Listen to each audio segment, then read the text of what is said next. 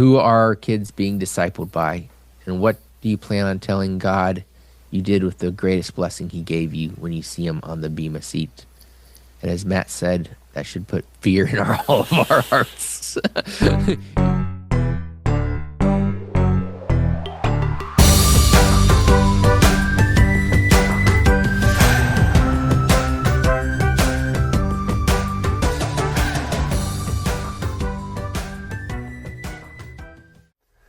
My wife and I homeschool with Classical Conversations, and I'm honoured to speak with the CEO, Robert Bortins. He's a Christian, husband, father, rugby union coach, and the author of Woke and Weaponized. So, Robert, thank you for doing this. Yeah, Matt, thanks for having me on the show. I'm excited to be here. Classical Conversations' mission is to know God and make him known, and CC has educated over 1 million students and has more than 125,000 students enrolled. So paint the picture for me of like the market. Is CC the largest Christian homeschooling company in the world? How do you think about that?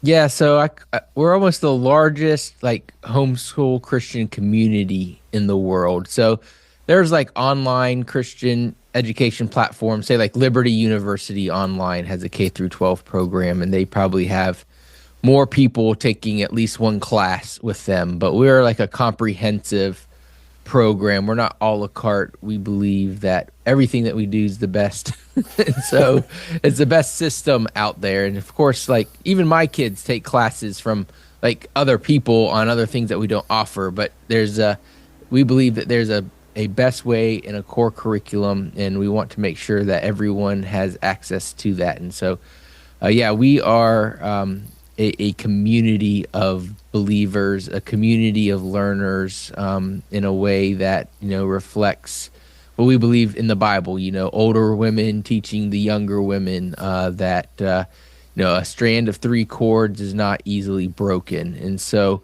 we always with our flaws and sinful nature, right? We screw it up, but our goal is to always try to align what we see in the Bible as best practices with how we set up our communities and how we set up our business. And so again, of course, we're on this planet, and nothing quite works exactly as God designed it to, but that's what we've always tried to do, and we get amazing results. Awesome. So I'm a homeschool dad.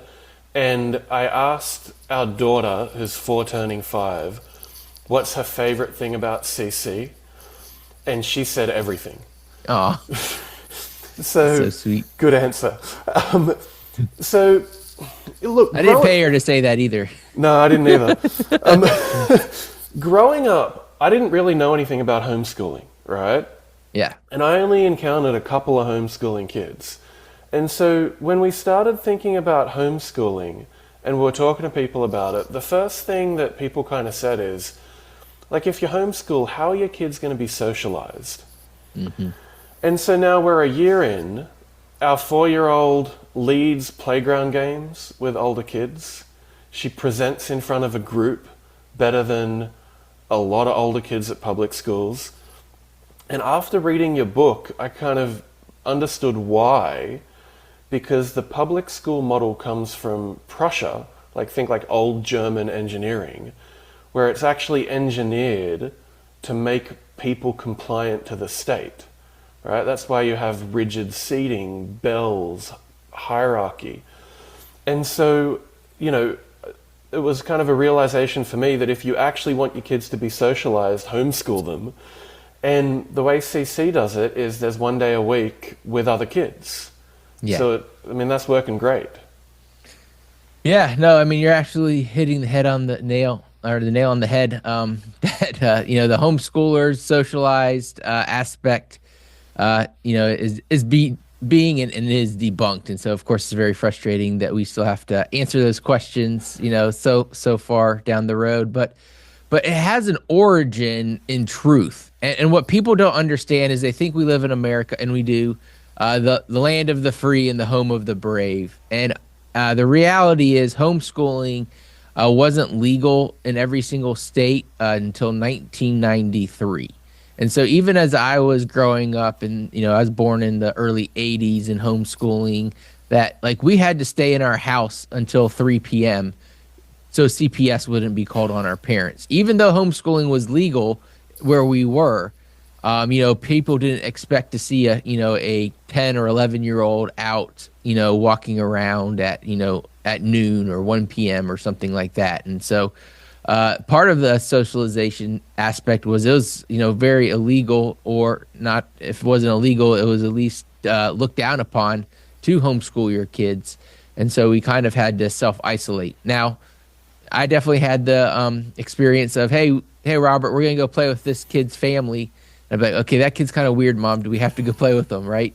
But I mean, there's not, like, people act like there's only weird kids in homeschooling or something, or have this perception of it. And it's like, okay, we don't have a goth problem in homeschooling. Like, that's unique to the public school system. I mean, people are unique. People have different, loves and things that they're good at and things that they aren't good at. And so it's just, every single system you could point to someone who's a little bit weird. And so it's, and then you got the city of Austin who says, keep Austin weird. So, Yeah. Homeschooling and the idea of socialization, I say we want our kids to be civilized, that we want them to be good citizens. And that's very different than a socialized being. So you can socialize animals. Only humans can become civilized. Well said. And then just a couple other things that like went through my mind at the beginning, and this all like drove our decision to homeschool. One is the loss of one income. And to me, this is really simple. Like when you're laying on your deathbed, I don't think you're going to regret spending time with your kids. No.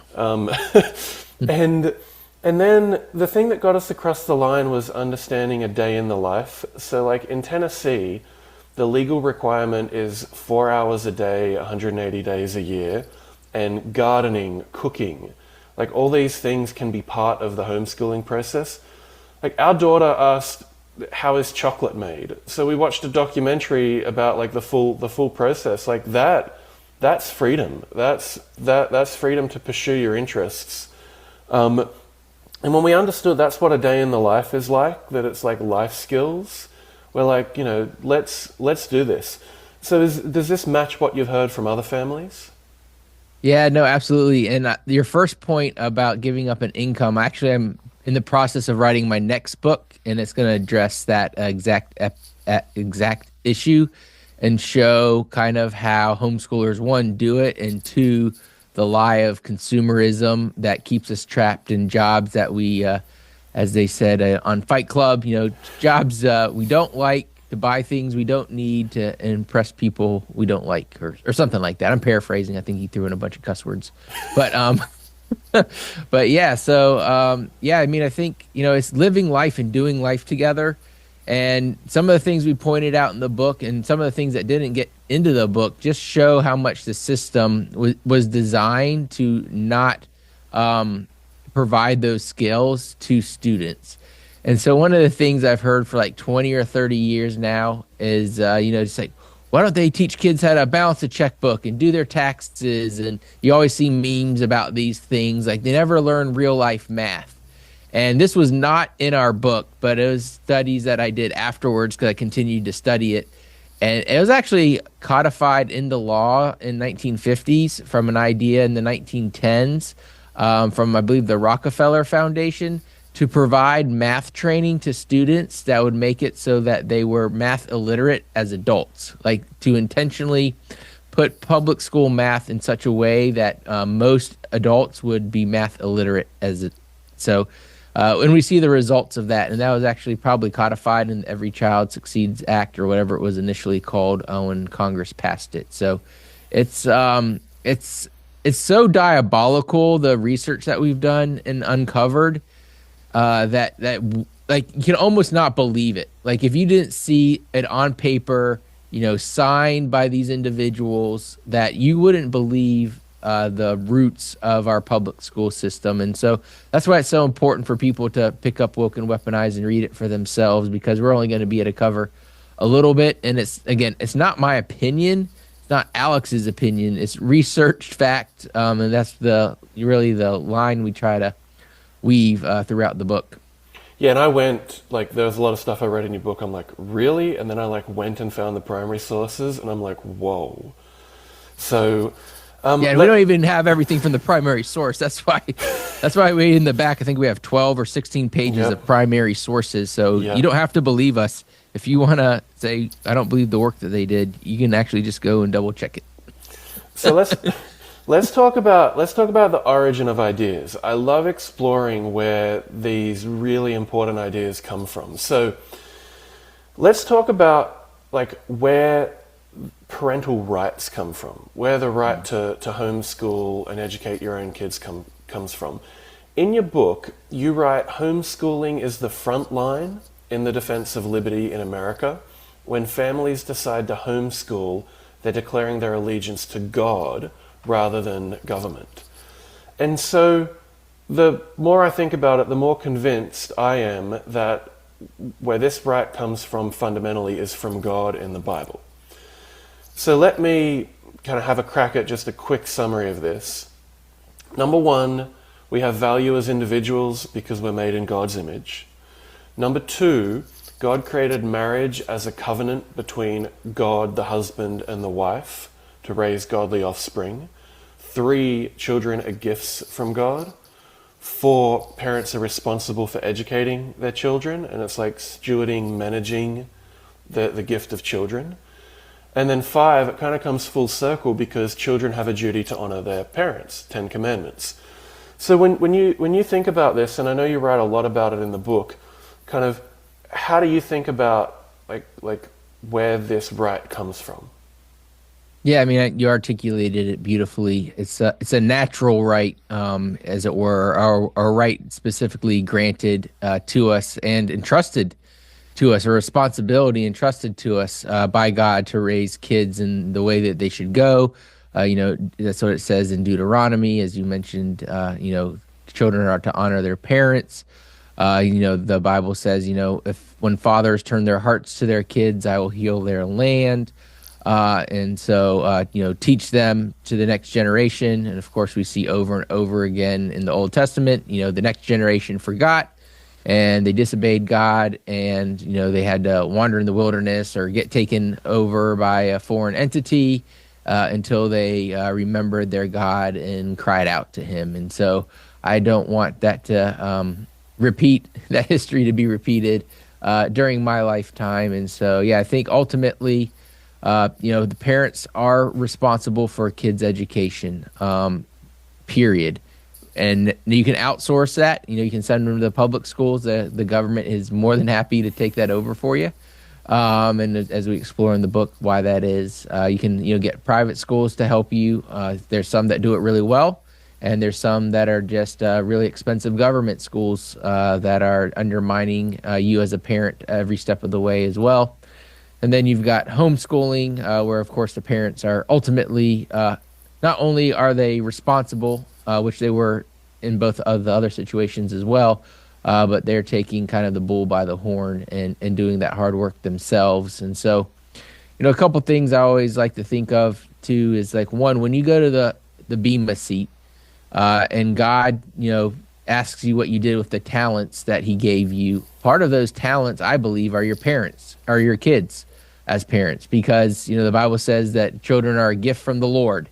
So if they're a gift from the Lord and they're part of your sleeve of arrows that you're shooting out into the world to tend it and to bring back the kingdom of God, not in a sense that He needs our help, but in a sense that He allows us to work with them, that seems to be probably something He's going to be really keen on answering for, especially Christian parents when they get there. And so they really need to think about what their answer is going to be, because if their answer is, I turned them over to the state for 12 years, this precious gift you gave me, that's something that the fear of the Lord may need to be in their hearts more upon reflection.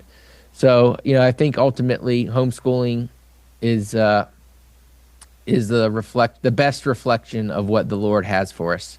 And not to say that private schools or, like classical conversations, right? You get together once a week in community, aren't appropriate, or finding master tutors and things like that to help you along the way. Of course, we need good mentors. But what systems inherently undermined that relationship between parent and student, or parent and child, and which ones support it and build it up. And so any system that undermines it should be thrown away. It will definitely be burning up in hell when the world ends. And any system that undergirds it and supports it should be things that Christians engage with and support. That visual you just painted of answering to God for your children's education gave me chills. It should put the fear of God in every single parent heart in Christendom. So I just don't see, like, if you look at the parable of the talents, right? Yeah. Oh, I hid my talent. Like, okay, like evil and wicked servant. Like that's what he called him. Yeah. So just obviously I'm extrapolating a little bit, but I think the Bible is obviously in the inerrant Word of God, that all of it can be used to better ourselves, and I fail miserably at it on a daily basis. So we've just made the case that parental rights come from God. The other way to make the case is that parental rights come from nature. Yes. So Thomas Aquinas makes this case, like, based on observing nature and logic. He says two things. One, it's natural for animals to educate their offspring. And two, children are kind of like irrational animals until they develop free will, and then they can start making their own choices voluntarily. And John Locke says that parents have power over children because they have a duty to raise them until they can reason. And then the other thing I found that was interesting, John Locke also wrote that he thinks that homeschooling is better than other schools. Wow. And I didn't know that he wrote that. Yeah, send that to me. I'd love to have it. Cool, will do. It's in some thoughts concerning education, but I'll send that through. So this leads to a question that I'm just starting to think about this, but I kind of think it's important. So that's the natural rights argument, but can you really have natural rights without God? So obviously the collectivists don't think so. They think your rights come from the government and from a majority of voters, and if they vote one way today and a different way tomorrow, then the rights that you had yesterday were good, and the rights that you don't have today are also good. And so it's definitely a incoherent worldview. But to your point, there's other ways to get to kind of these ideas of natural rights, or without a God. And if you look at biology, like you said, like government in theory, right, is formed by the will of the governed in the right and best sense. And so that's why, really people are always in charge of their government, but they should be able to, throw all the bums out if they want to, and put those back in. And so even then, like, it should be the will of the governed in the sense that there should be a recognition that the people form the government, therefore the government works for the people, therefore the government should be there to recognize and protect their inherent rights and not undermine them. And so it's very obvious that, children belong to adults, that marriage produces children, and then that would be a right that is above the government. So the government should not be able to dictate or control that in any form or fashion. But the more collectivism there is in your society, the more the government wants to control things it ought not to control, because it's redistributing wealth to people, and then they want to have some sort of minimum competency so that there's a minimum amount of wealth distribution in theory. So, yeah, I mean, you could just look, if you just believed in evolution, right, it's very clear that animals raise their own offspring, 99% of the time. I'm sure there's one or two species you could point to that maybe raise them in a more collectivist manner, but it's really still, the birthing mother mostly who's responsible for taking care of them. Even in, like, if you took like a wolf pack or a lion pride where they kind of work together, But even then, it's divided up into families that are working together to do things. It's not like all the lion prides work together. It's very specific back down to the family level. And so, yeah, I think there's a evolutionary argument to be made as well. It's just becomes more difficult. Yeah, and I feel like you can, like we can try to make like the evolutionary argument, but like I feel like ultimately there will be contradictions in that somewhere, and the only way you actually have truth is you have God's eternal law, and our natural laws, our like real laws, they're only true insofar as they're consistent with God's law. Absolutely. I kind of feel like it ultimately comes down to that. No, 100% accurate. From specifically a biblical worldview, I'm just saying if I had to go to a 100% secular atheist, tribune and make the argument, I would do my best, and I feel like I got a couple ammos. But the thing is, with their worldview, is it's always evolving. So you can make you can make the exact same argument today and get one result, and make it tomorrow, and they'll just say, "Oh, my opinions have evolved," and because the majority rules, and then they're right yesterday and they're right today, although both of their positions contradict themselves. Yeah, and to throw a wild one out there, like they contradict themselves on some important like debates, like child sacrifice. Like there's a debate between like we should protect the weak versus the strong should not be burdened by the weak. Yeah, and so like I think it has to be grounded in God's law. It's a probate mind. The Bible says they have a probate mind, and I think once I understood that as a Christian, and it wasn't recent. I mean, it wasn't until recently what I really understood what that meant. Is like if you don't have this Holy Spirit living in you, your mind is crazy. Like you should be in I'm not saying put people in an insane asylum, but that's basically the mind that they have, because the world's way is not God's way. The world's wisdom contradicts God's wisdom. And again, just right now I'm reading through the Old Testament, and you just see it time and time again. Yep. God says to do this, and they do the exact opposite, and it goes horribly wrong. Yep. All right, so we've talked about like parents' rights. Let's talk about parents' responsibilities. I would say that if public education like becomes evil, that Christian parents actually have a responsibility to not participate in it. Yeah, I mean, I think we're there, Matt. So, there's definitely, look at the statistics. So, 40% of kids, according to government's research, are bullied in public school. 30% are sexually harassed in some form or fashion. Really? The numbers are that crazy? That's high. Yeah. Again, this does not happen anywhere in society outside of the public school system. No one's bullied outside of the public school system. Not at 40%, not at 4 out of 10 people, right? Very rarely, if at all. Right? You're not sexually harassed a lot. People do get sexually harassed at work, but it's very rare, right?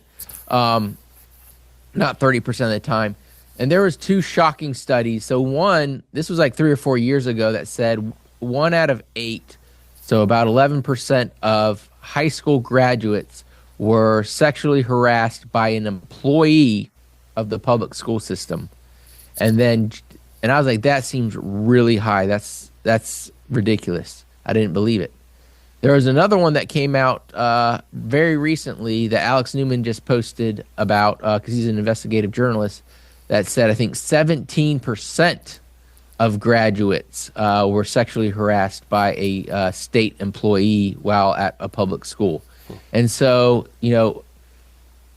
that's even higher. So I don't know what the exact percentage is, but it is ridiculously high. And so, again, what I would challenge a Christian parent with, would you hire a babysitter that has a 17% chance of sexually harassing your kid while you're gone?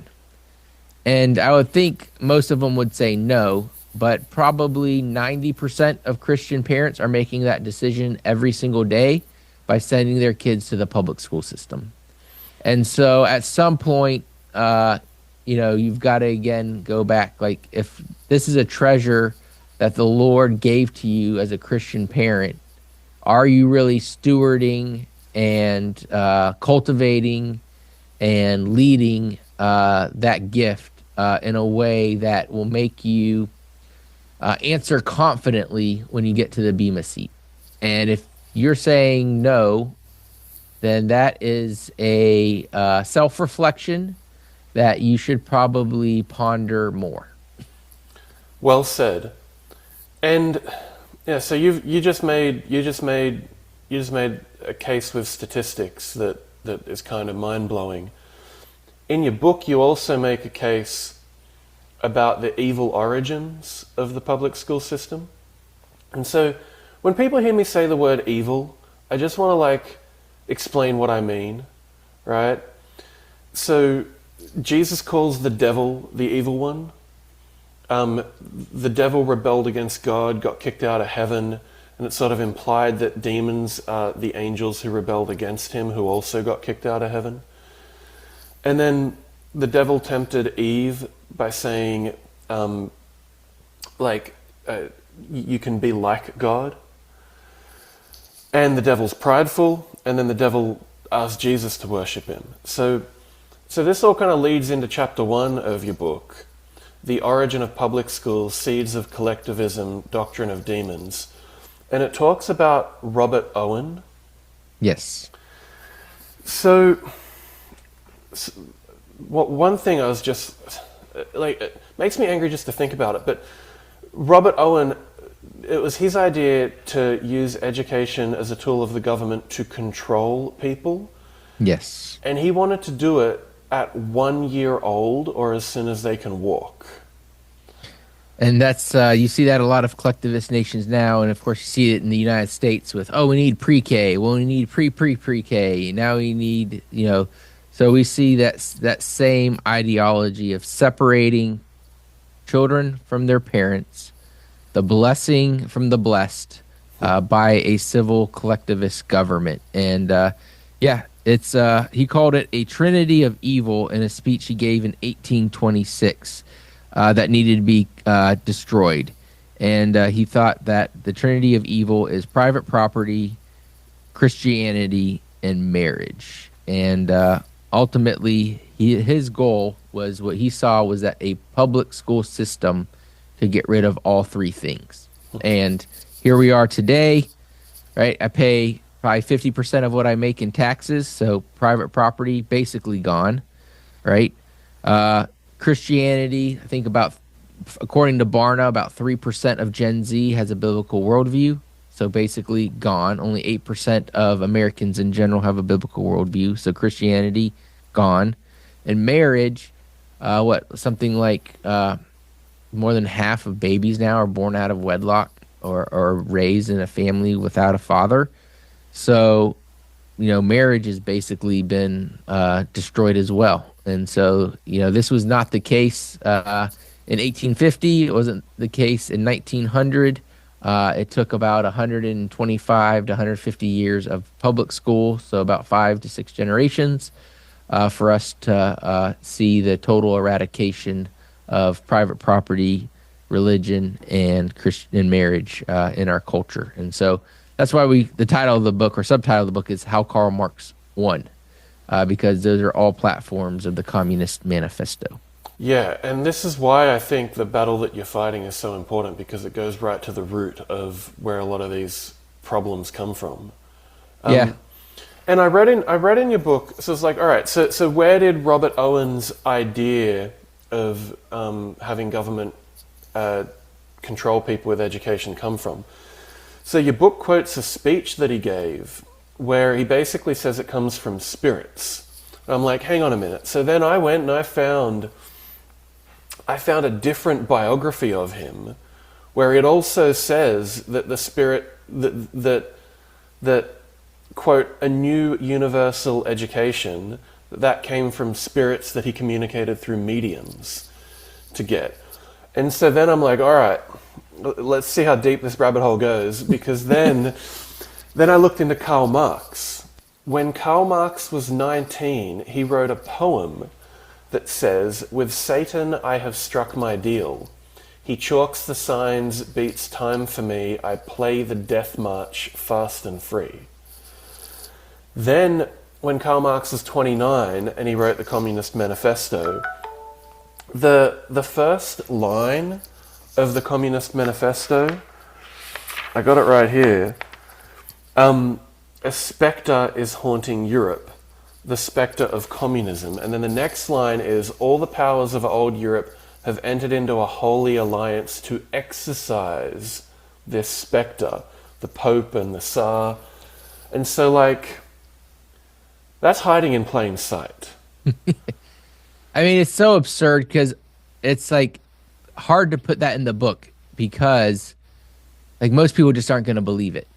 And I'm glad you found a second source, and all of our sources that we looked at pointed to that same thing, because like how do you put this, like a general person doesn't even believe in heaven or hell in the United States anymore, right? Like something like 40% of Americans I think still like identify as Christians even if they don't actually do anything that's related, even going to church, type thing, like the very minimum, like they're not even going to church, right? They just say that they're a Christian, pretty much like they say that they're an American. And so like, and even, because of the liberal branch of Christianity, whether it's Christianity or not, that's a separate debate, but, many of them don't believe in hell, that God is just going to save us all because of course he's a loving God and will never let us have eternal damnation.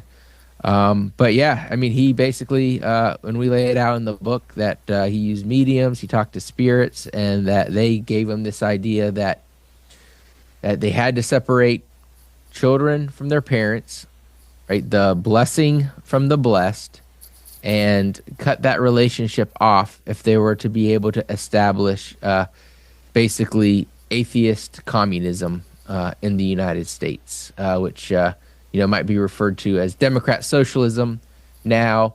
And you can see Mayor Mandami upon his speech when he was elected, or his inaugural speech.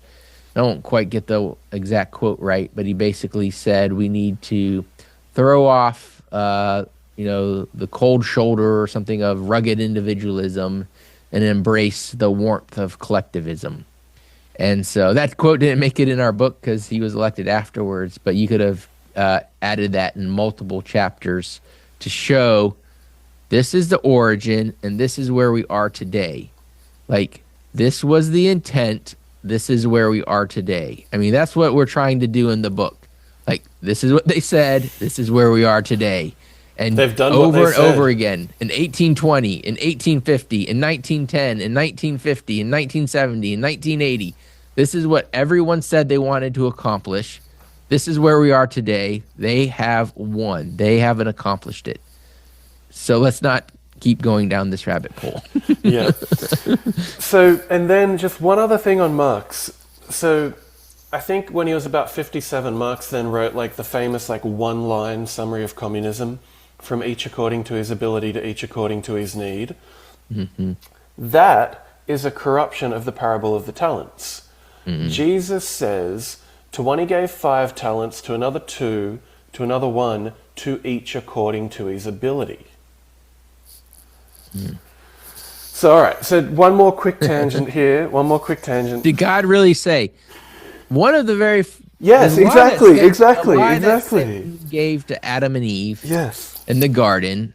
It's the same lie that he used for Jesus after his 40 days, right? He's quoting the Bible. Satan knows knows the Bible better than most Christians, mm-hmm. or probably all Christians, quite frankly, because he's been around for a while. So he is constantly saying, did God really say? Did God really say? Did God really say? And of course, he knew Jesus, right? Think about right? We all have flesh, right? It needs clothed, right? It needs housed. It needs fed, right? These are the hierarchy of needs that we have as humanity. And so he's able to use that against us with constant questioning of God. And you don't have to be 100% in the wrong direction. He only needs to get you 1 or 2% off. Yeah. And one more tangent here. The Quran says, Gabriel, it is he who has brought down this Quran to your heart. And the Bible says Satan himself masquerades as an angel of light. So I'm just going to put that one out there. That's a whole nother episode. I know. All right. So I also, so we've made the case that the public education system has evil origins. I also think that there's just an incredible amount of pride if you're like a bureaucrat saying that you know better than a parent how they should educate their children. And there's something to like that much pride. And there's something to like saying that you think the state is more important than the individual. But so that kind of brings us to like the role of the state in the Bible. And my read on it is that the state exists to restrain evil. And that when the state becomes evil, submission to the government gives way to resistance to tyranny. And so, like, by the way, this is like one of the reasons I'm so bothered by the Epstein stuff, because if the state itself becomes evil, like, that's really bad. And very bad. And for all of us. Yeah. And the Founding Fathers had a biblical rationale for overthrowing King George. So, all right, a friend of mine, Joe, shout out to Joe, asked, does CC teach founding values? Yeah, I mean, I'd have to ask him what he specifically means about founding values, but what we do at Classical Conversations is, it's kind of cliche to say, like, teach people how to think and not what to think, because that's not always like 100% accurate. Every single system is indoctrinating, hopefully, to the proper end of the mind, right? The control of your body and things of that nature. But what do? We try to go back and read original source documents. So we read things like the Federalist Papers and the Magna Carta.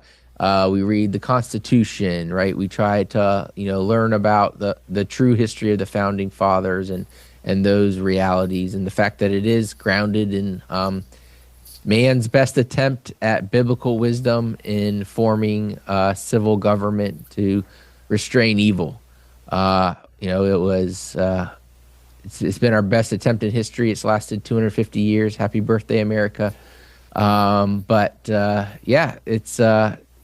what we are trying to do, that we're trying to give them the tools to resist evil and to be self-governing citizens, so that no matter how tyrannical the government is, that they can lay down their cross or pick up their cross daily, lay down their lives, to obey God instead of man. And so if that's what he means by founding values, I think that's what we're doing on a daily basis. Yeah, I think that's exactly what he means. And I don't know if you've seen this, Biblical Citizenship.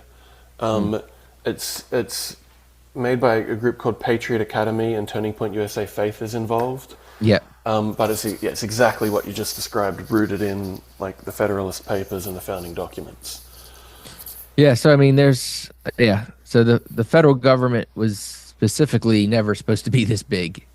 Now, there were some problems with the state government constitutions, but the original state constitutions were pretty good. And then as we've added states through the years, they've become more and more corrupted by collectivism. And then, they've been able to amend some of the original states' constitutions to, in general, make them more collectivist in nature instead of, relying on God. But yeah, I think, the civil government's responsibility, as I read the Bible, is to restrain evil.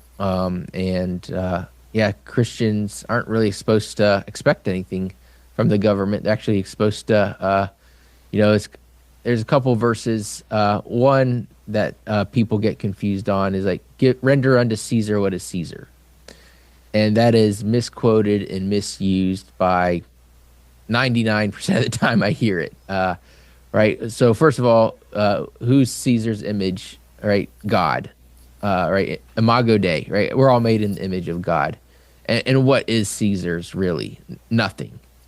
Caesar owns nothing. God owns everything. So you don't really have to give Caesar anything, but Jesus still paid the tax out of a fish. Went and caught a fish and had a piece of money in it. So God provides is the lesson that we should be learning from that, not Caesar. And then the story of the second mile, where the Roman soldiers. Like one of the things people don't understand because they don't know history is the Israelites or the Jews had a lot of privileges in the Roman Empire that were not necessarily given to other conquered people. And so that was part of the reason why the Sadducees and all those people, had a good relationship with Rome in general, comparatively, and liked their position, in the good seats, as it were. And of course, you see that basically they're all crony capitalists, corporatism type relationships with the civil authorities. And so one of the things that the Roman Empire could do to the Jews was force them to carry a load for a mile. And so that's basically a tax on a person's time, right? You have 24 hours in a day. If you're suddenly carrying a soldier's armor or, food for the day, you have to walk a mile with it. Well, you got, 10 to 15 minutes of walking time or whatever, 20 minutes to get where you're going. And then you have to walk 20 minutes back to where you were to go back to doing whatever you were doing. So an aspect, that's a tax.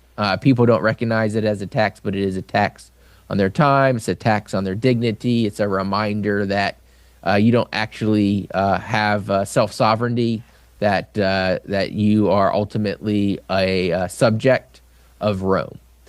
And what did Jesus tell him to do? Walk a second mile. So, why? Right? Well, one, I think, was to show that I'm not a subject. I'm God. I'm a subject of God. That's who I'm going to obey. And so not only will I walk this 1 mile that you're allowed to make me do, I'm going to walk a second mile to show you the love of Jesus. And so when Christians pay taxes to Caesar and don't get any benefits back, we're walking our second mile. And so ultimately what we see is Christians being like the crony capitalists of the Roman Empire, and they're wanting to get their fair share.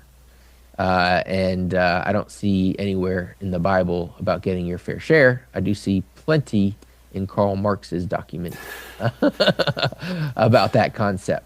And so, I'm probably going a little bit long on this, but that's what I think people need to understand, that when the civil government has stepped beyond its bounds and demands our loyalty, we don't just, we may pay our taxes, we may do that, but we're not loyal to it, and we don't expect anything from return other than a boot on our neck. And so as Christians, we need to really evaluate where we are, because we become comfortably numb when we get in bed with Caesar. Very interesting and well said. So you mentioned that public education has failed, and you've mentioned that it's failed by design. But I just want to be real clear about that point. Why does collectivism fail? Why does collectivism fail? That's a good question. Well, yeah. So again, I'd say public school is wildly successful. It's just not wildly successful at educating our kids. It's wildly successful at making them collectivists. So why does collectivism fail? I think inherently it is the opposite of God's law and what God gave us in the Bible. And so again, you can go look at the parable of the talents. You can look at, God says that he will sustain us. So we don't need a collectivist government to sustain us. We have a God that will sustain us. So it's ultimately replacing God with man, which is the same thing, as you pointed out earlier, that Satan was trying to do. It's a prideful sort of ideology. It's against human nature. I mean, there's a reason that the free market generally has produced a better economic outcome for every single person in that culture, because you have the ability to benefit from your stewardship. And God, in Genesis, gave us as humans the responsibility to steward this planet. And if you steward it well and steward it as He commanded us to, then He generally blesses that. Now that looks, differently sometimes on this side of heaven than maybe it does on the other side. But that's going to ultimately give us the best results. And so collectivism fails because it removes responsibility. Like this whole idea from Marx of each according to his ability, each according to his need, it's a fairy tale. Like, I'm not going to work super hard and then I don't get the reward. I don't get a benefit, right? And the Bible says a worker is worth his wages. So what does that mean? It means someone who works hard should get more wages, right? They're worth it. Versus collectivism says a worker is not worth their wages. So that's a direct contradiction to it. So I think that would be the ultimate reason collectivism doesn't work is God didn't design this planet for collectivism to work. And I think, I don't know, was it Reagan who said, collectivism, is hell on earth, but it works in heaven because you don't need it or something like that. I don't know. I'm paraphrasing it. But yeah, it's killed over 100 million people, this ideology, in the last, few years. And, as far as, protecting the innocent, like you said, between collectivism and abortion, right, we've lost 180 million, probably close to 200 million people off this planet. Very contradictory ideologies that play out in that probate mind of collectivism. There's this great quote from Soviet dissident Igor Shaferovich. He wrote, "The death of mankind is not only a conceivable result of the triumph of socialism, it constitutes the goal of socialism." So, all right, let's talk about laws in America, because one of the things that I found super interesting is like how homeschooling laws evolved over time. Homeschooling was initially legal in every state before 1852. Then this idea of compulsory school attendance laws came in, and these then banned homeschooling nationwide by the 1920s. So it's so interesting to have something that was legal nationwide and then banned nationwide, and then it became legal nationwide again. And I got interested in, thanks to your book, just looking into how the Constitution and the Supreme Court ultimately restored homeschooling. And so just a couple cases here. So Meyer versus Nebraska ruled that the 14th Amendment that says no state shall deprive any person of liberty, that applied to parents educating their children. And that then enabled Pierce versus Society of Sisters to rule that the 14th Amendment also applies to protecting the choice of non-public schools, including homeschooling. And I love the line from that case, "The child is not the mere creature of the state." Mm-hmm. And then there are a couple others. Cantwell versus Connecticut ruled that the word liberty in the 14th Amendment applies the First Amendment to the states, because originally the First Amendment was just about the federal government, but this then expanded it to the states. And that then enabled Wisconsin versus Yoder to basically rule that the truancy laws couldn't be enforced against the Amish after the 8th grade due to their religious beliefs. That then took about 70 years for those Supreme Court cases to then roll back the laws in all 50 states. And then in 1993, homeschooling was legal in every state again. So how is it looking? How is homeschooling looking legally nationwide from your perspective today?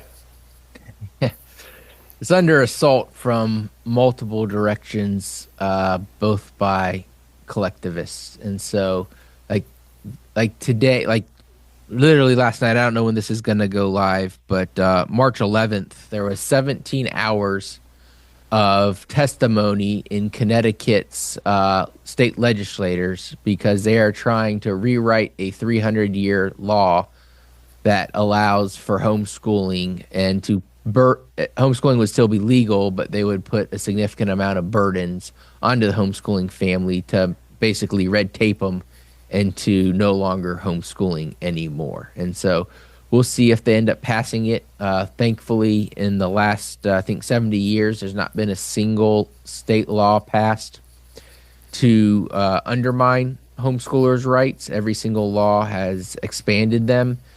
And to be clear, it's every single law that regulates it is obviously, breaking God's law. So there shouldn't be any laws, period, from the state because the civil government has no educational authority.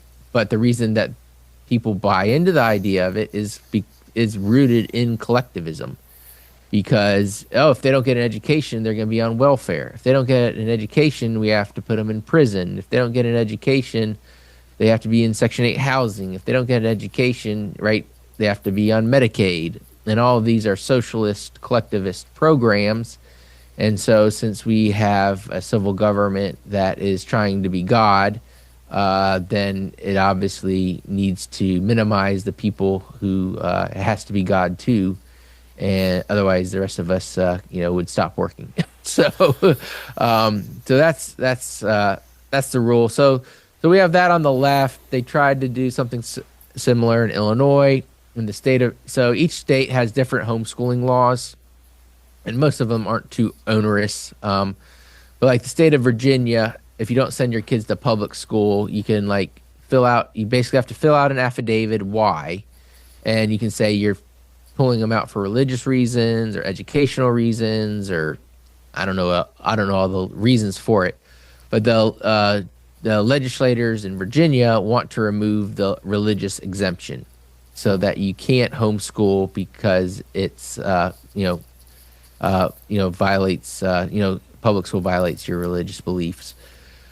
And so, I don't know if that would stand up in the court of law, if it went to the Supreme Court or not. But the point is, the collectivists are going to collectivize. So it's a constant fight. It's a constant fight. And then, unfortunately, from the right, in which we talk about school choice and how school choice is a Trojan horse that's going to undermine our homeschooling freedom. And I think, the biggest kind of example of that, because a lot of people are like, what are you talking about? So homeschooling prior to school choice had basically zero financial corruption in it. Why? Because they're single income family parents trying to figure out how to pay for things. They're not exactly like throwing around government money, right? And then you've got things like USAID and the Minnesota daycares, right, where we just see government programs have so much corruption in it, both things that you can easily see on the surface, like billions of dollars going to Somalia, and then things that aren't so surface oriented, where you've got backroom deals and different things going on to get money to different people based on the collection of taxation.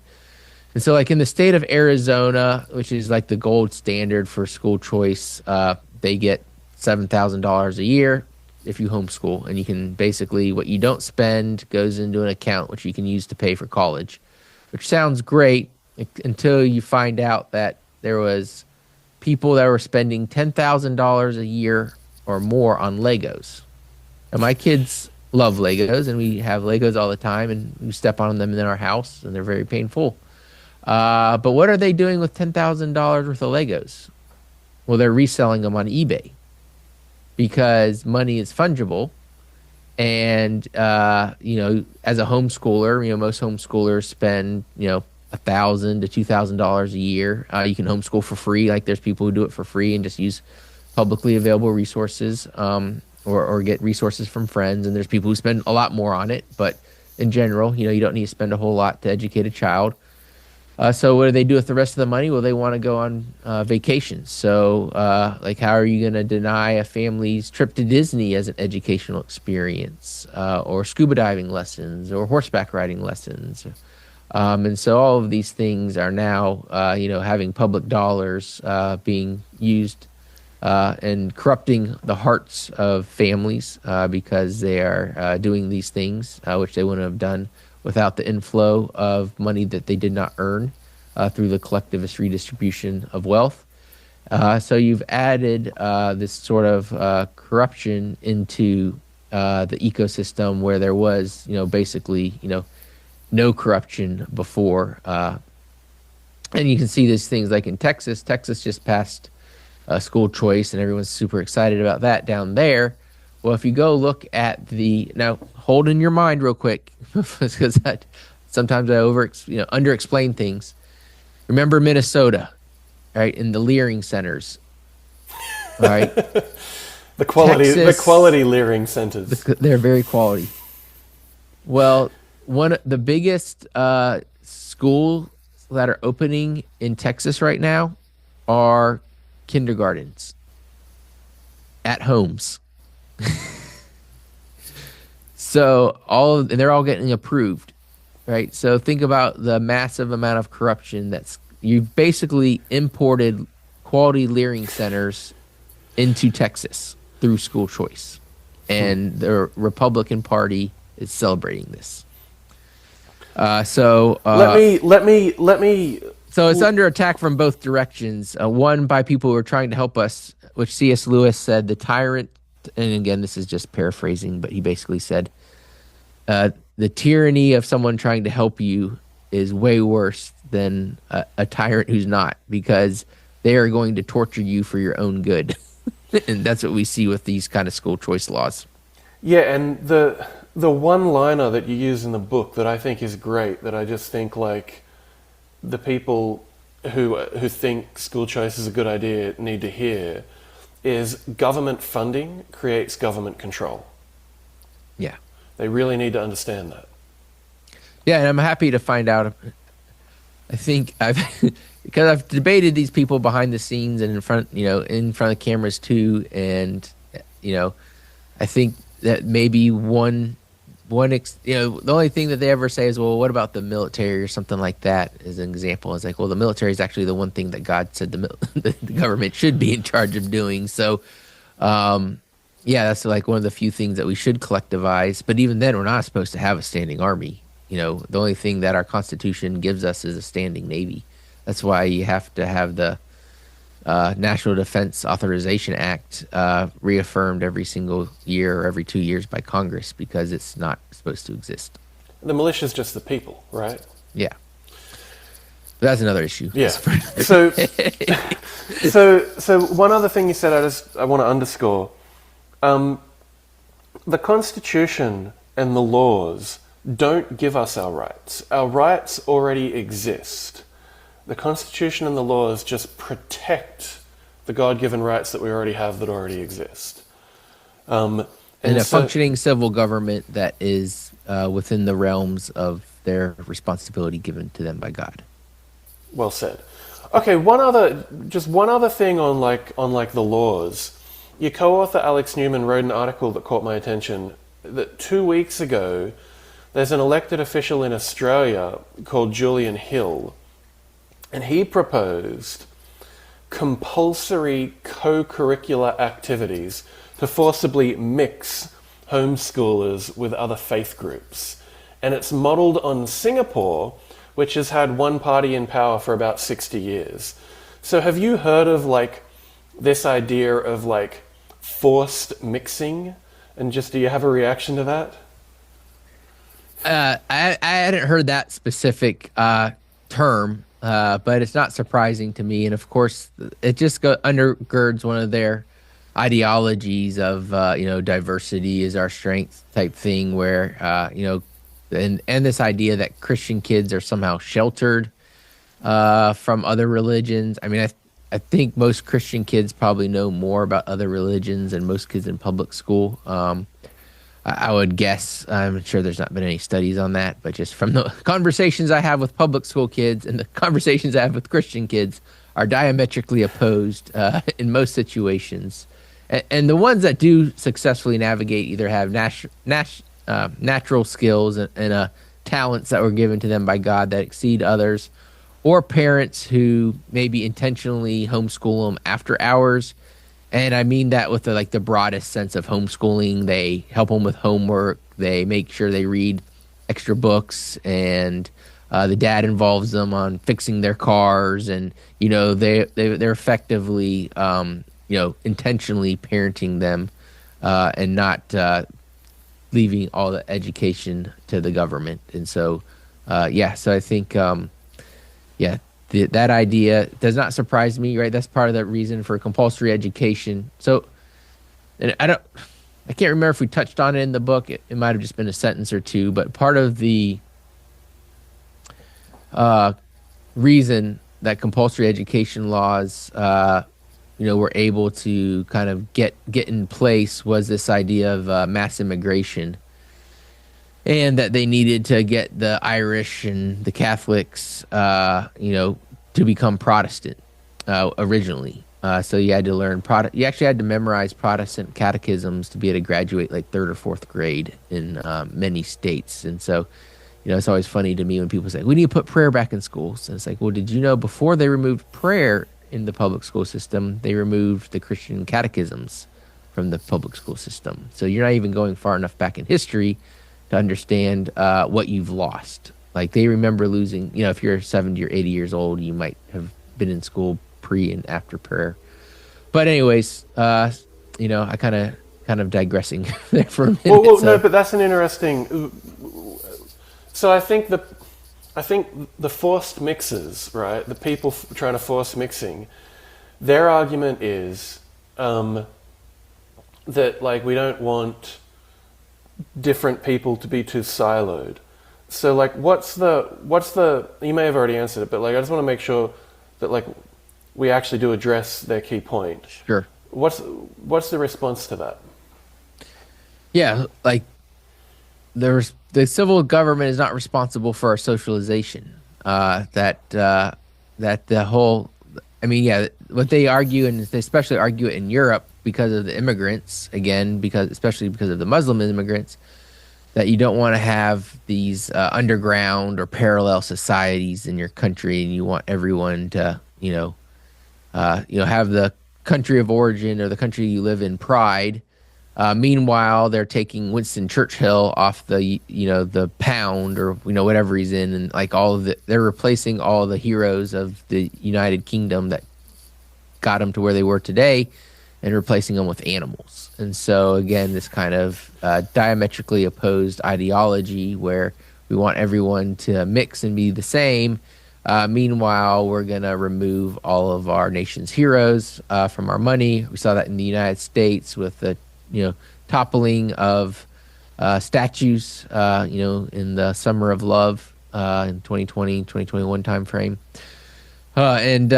So it's a crazy ideology, and one, it's not the responsibility. Two, it doesn't work. And three, parents who love their kids are going to make sure that they get exposed to as many things as possible. So, I think that's part of the job of parents, is protecting their children and raising them. And so if the civil government is dictating how that goes, that's a violation of our parental rights and our human dignity. Awesome. So let's talk about the history of education in America. So it started with the settlers and the founding fathers. And the first education law in America was the Old Deluder Satan Act, which I love the way they wrote it. It being one chief project of that old deluder Satan to keep men from the knowledge of the scriptures, it's therefore ordered that every township shall appoint one to teach children to write and read. That's interesting. And then my favorite sentence in your whole book is homeschooling was the norm for the founding fathers. That's so well said. Like, this was the norm. When it was the norm, America had the highest literacy rates in the world. And from the 1600s to the 1800s, there was no such thing as public education. There was homeschooling, and there were lots of small private schools. So just like speak to that. Speak to like education in the founding era.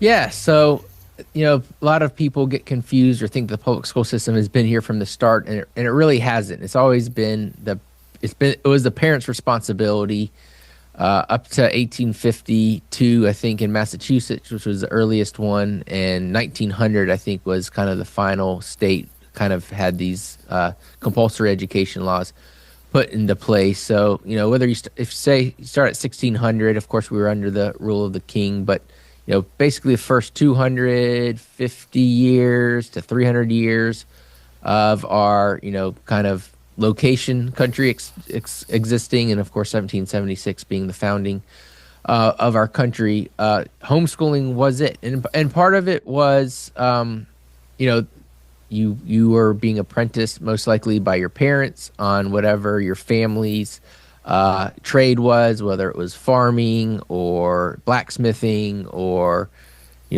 being a sailor, fishing, et cetera, that you did that.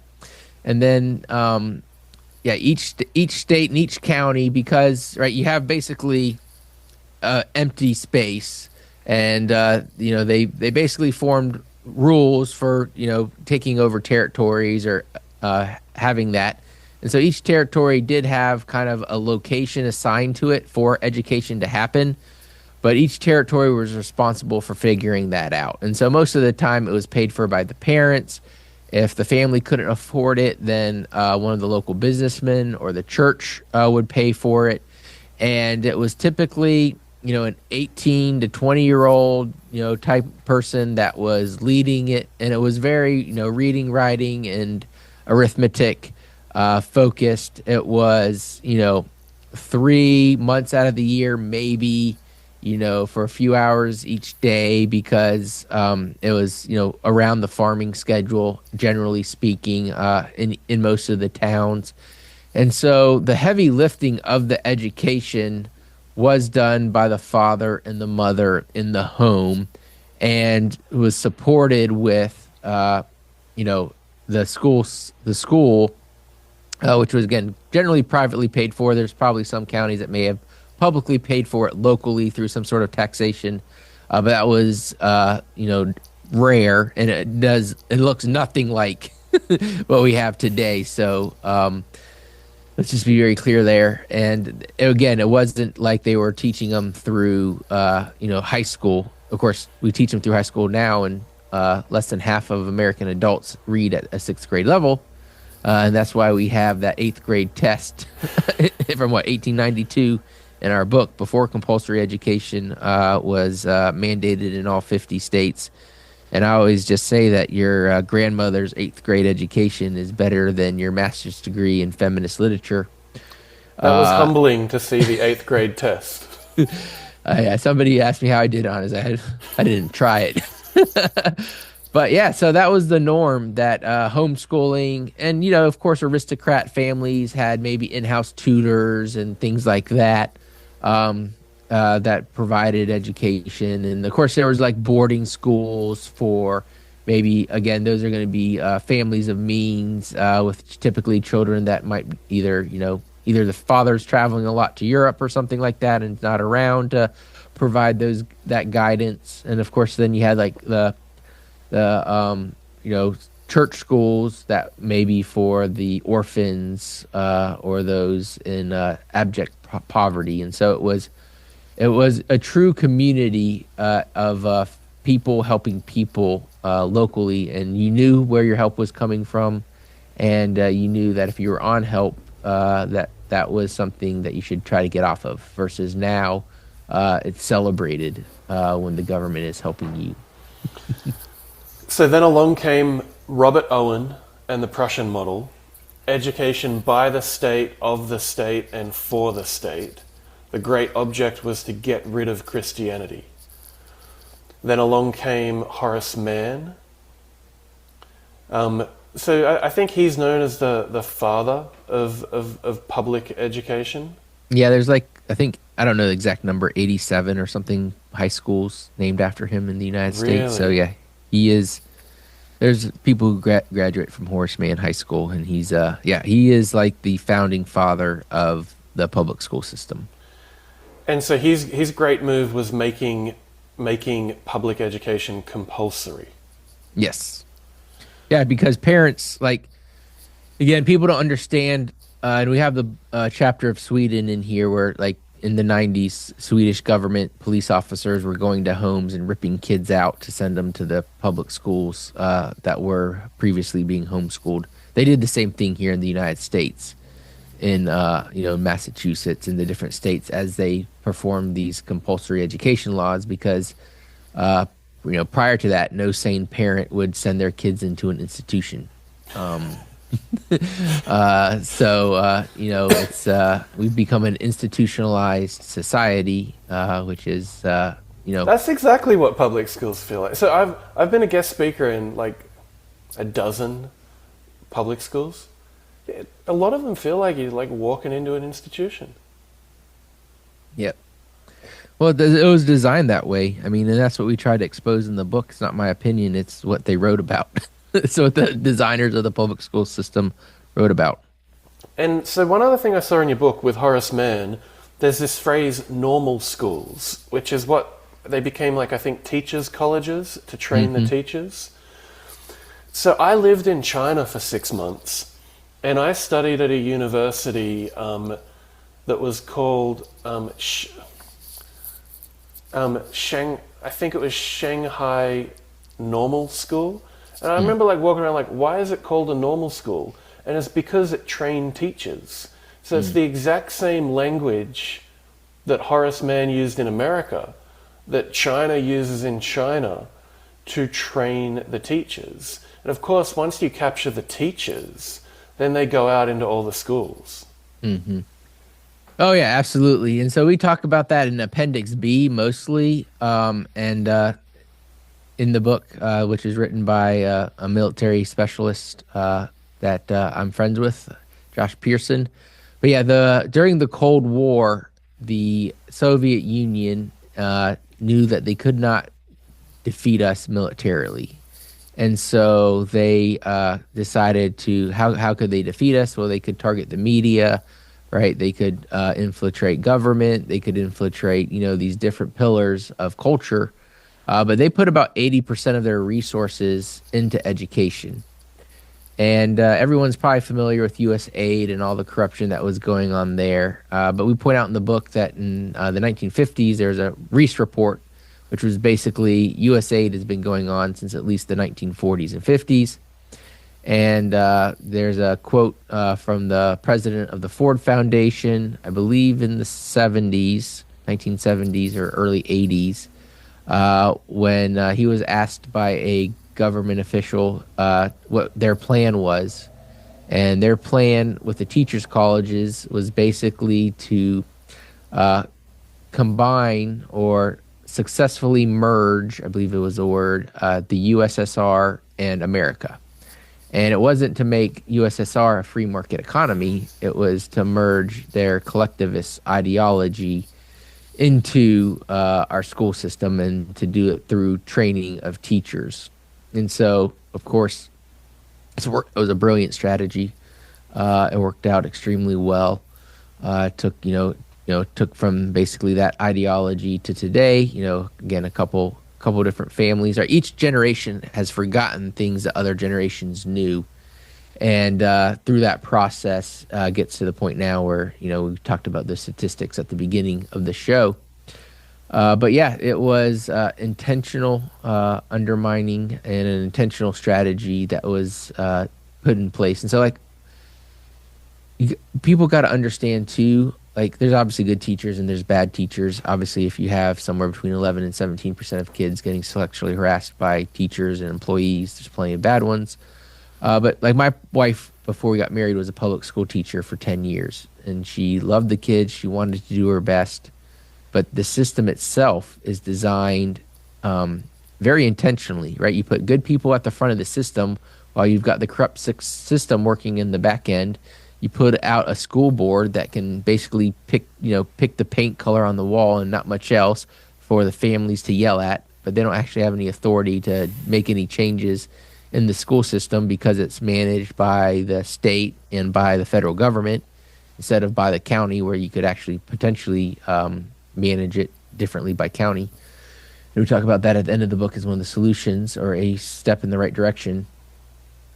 So yeah, it was very intentional. Teachers think they're doing a good job, right? They go to college, they get straight A's, they do everything the teacher's college tells them to do.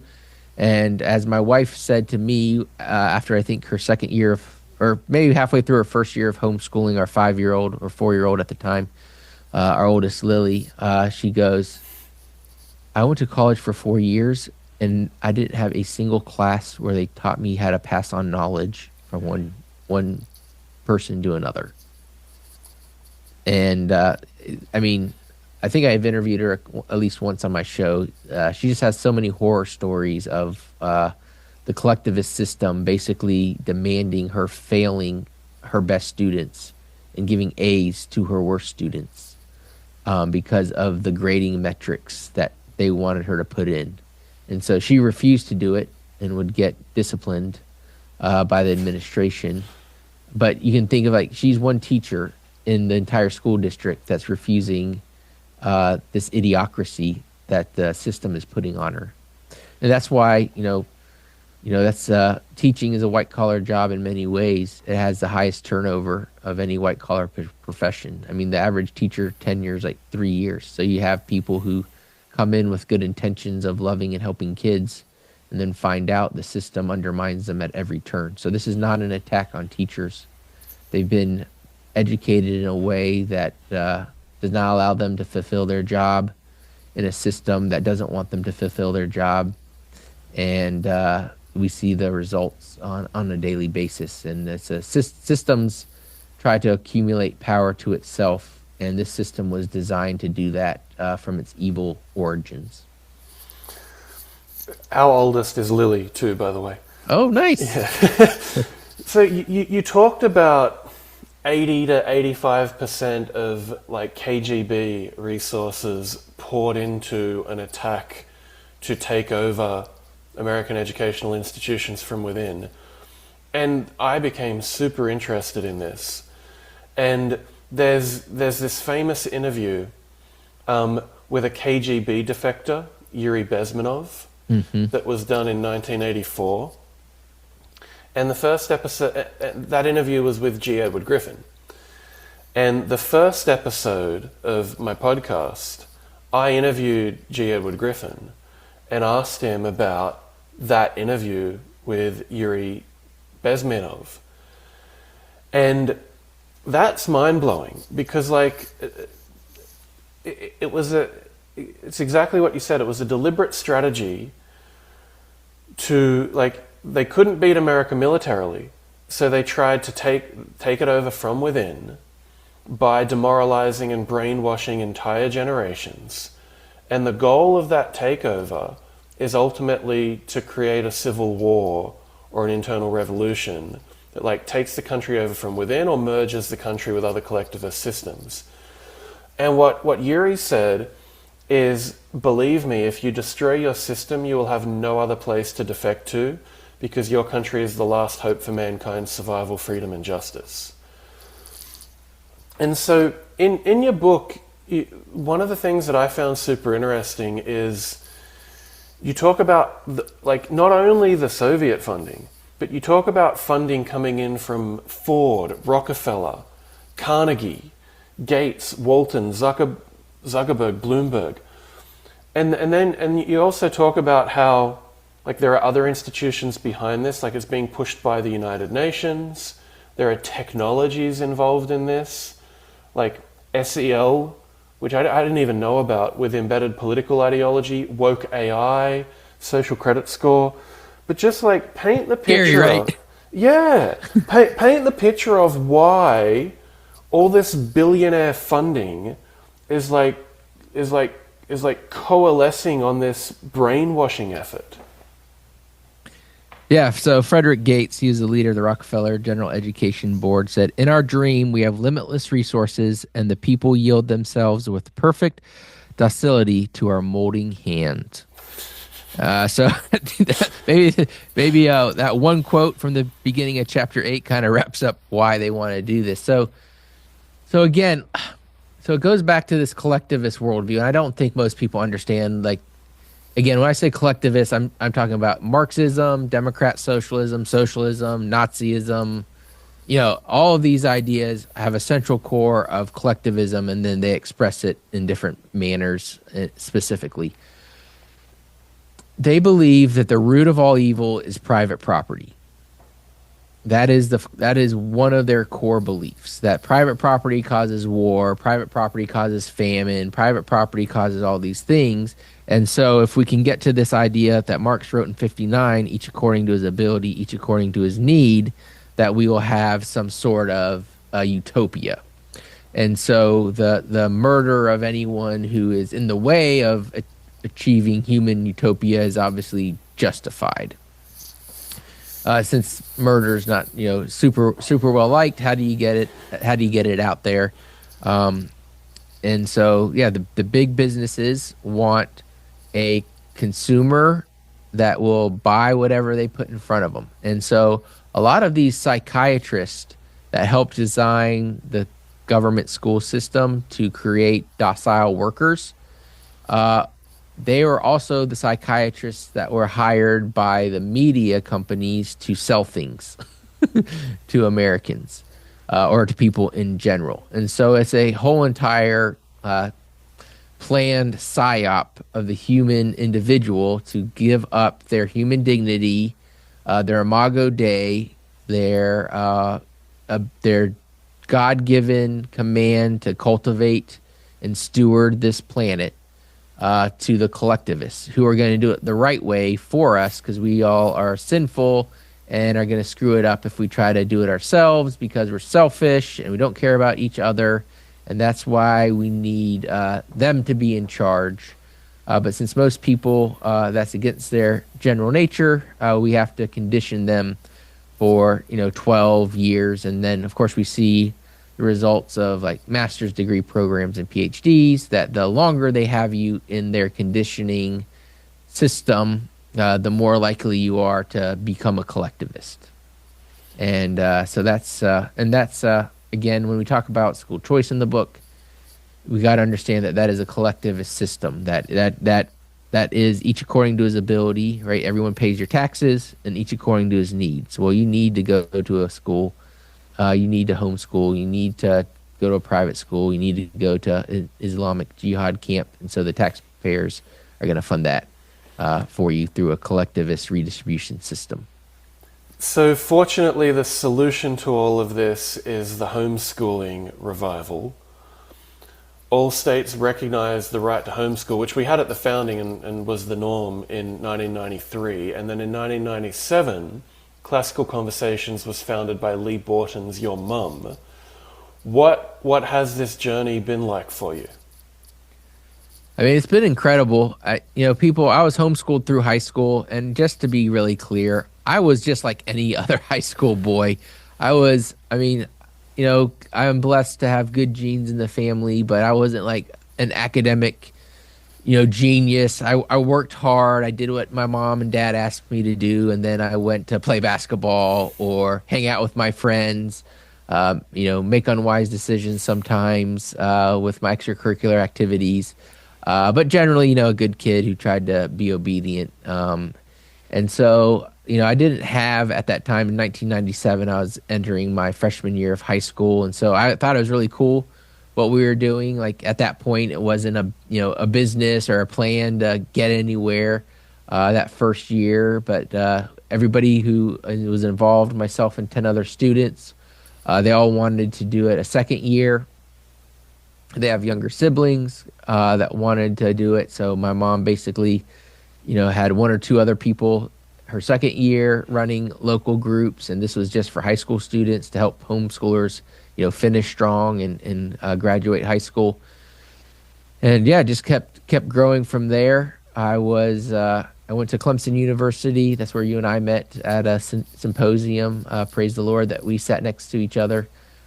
He works in mysterious ways. So I got an industrial engineering degree from Clemson. My homeschooling helped me out there for sure. Just transitioning and being self-controlled and being able to make my own decisions and thrive. But my mom, and I'm going to give you the short version, basically called me after my sophomore year, second semester, and said, "Your dad has quit his job. I'm going to try to make classical conversations a real thing, and good luck paying for college because we're not helping you anymore." And so I immediately went to the co-op office, and basically co-oping is kind of like an internship, but you do it for multiple years. So I basically, for the next 3.5 years, would go to school semester, work a semester, go to school semester, work a semester.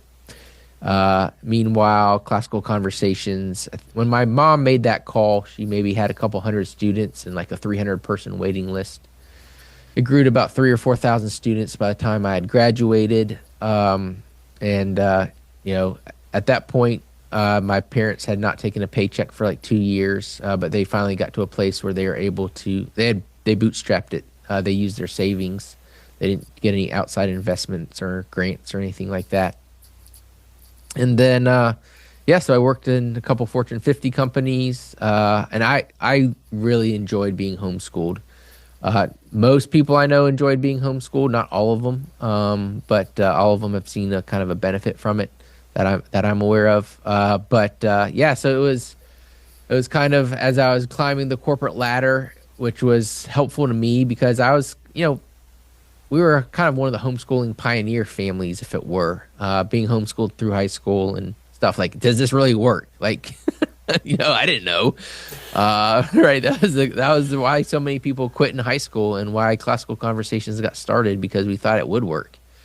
I proved that it did work. And it kind of worked out that I was able to come back and work for the company, and come with a testimony that, yes, you can get into college. Yes, you can get college scholarships. Yes, you can get a good job with a good company. Yes, you can climb the corporate ladder.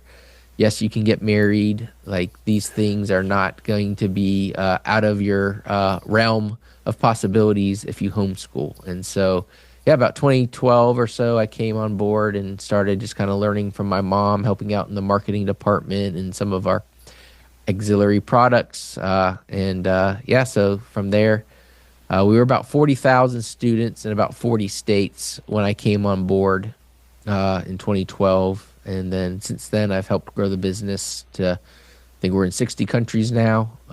We've got about 120,000 domestic and about 15,000 international students that are in one of our communities. So there's other families that might be buying our stuff and using it at home which is perfectly fine, but just, we don't count them in our numbers. So there's, I kind of always am underestimating how many people we're actually helping on an annual basis. And so it's been, it's been quite a journey, and God's blessed us. I don't know. Nothing that we've done makes any worldly sense. Like, I think we're the if you really think about it, God's ways aren't man's ways. I think classical conversations, we try to show that on a daily basis. So I wasn't going to tell you this, but now I feel like I should. When I went to that conference, I checked in, went into my room, got down on my knees, and I said, "God, please show me who you would like me to meet." And then I opened the list of who was there, because I hadn't looked who was going to be there. And I saw your name, and I recognized your name. So I'm like, all right, thank you. So that actually happened. That's cool. Yeah. So I see this as a battle to educate more individualists than collectivists before it's too late. Yeah. You recently posted, I predict 30 million students, roughly half, will be homeschooled by 2050. At the current number of about 3.4 million, that would require a growth rate of about 10% per year. Is this achievable with current growth trends, or what needs to happen to achieve it? Yeah, I mean, like throughout the history, so you have to remember, I remember when there was 50,000 homeschoolers in the country.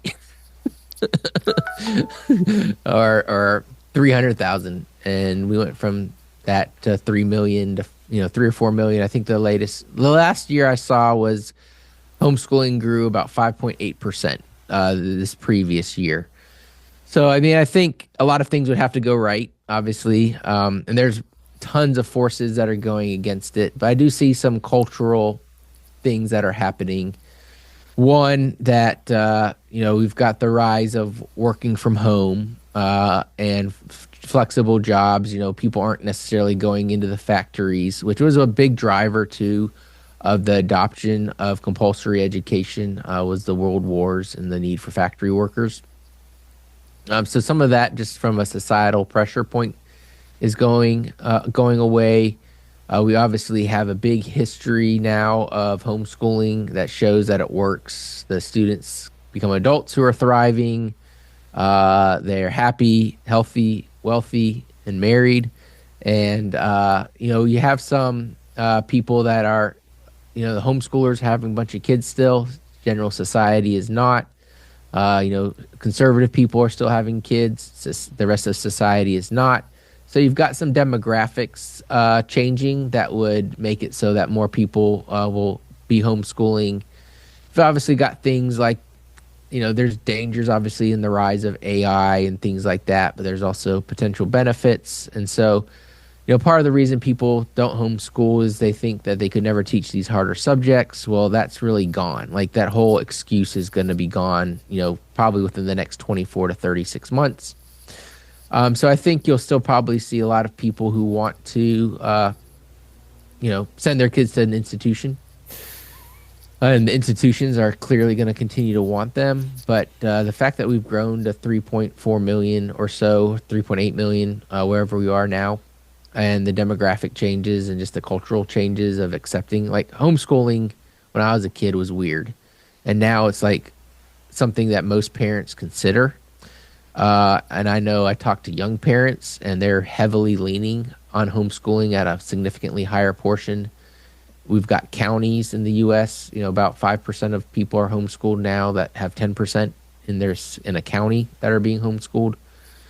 So you could easily double it, no problem. So, yeah, I mean, I think things have to go right to get there, but it's not out of the realm of possibility. And then I think what we're going to see is that people don't go to a single type of institution for their educational career for K through 12. And so even today, a study I saw a couple years ago said 1 in 8 people who are in Gen Z will have been homeschooled for 1 year. Wow. So, if you think that, and I only think that number is going to increase. So it could be that we don't have all 30 million people homeschooling at once, but we could have 30 million, which would probably be more than half in 2050, probably closer to 60% of the students that are in school at that time having been homeschooled at some point. And so I think that's probably the more likely number. But yeah, I mean, I can definitely see a situation where, people will homeschool through elementary school, maybe send them to the local private school for middle school, and send them to the local high school, local public school for high school. Or parents be like, no, I want them to go to public school for, K through 3rd grade, because I don't think public school will screw them up too much in that time period. But then I want to homeschool them 4th through 6th grade.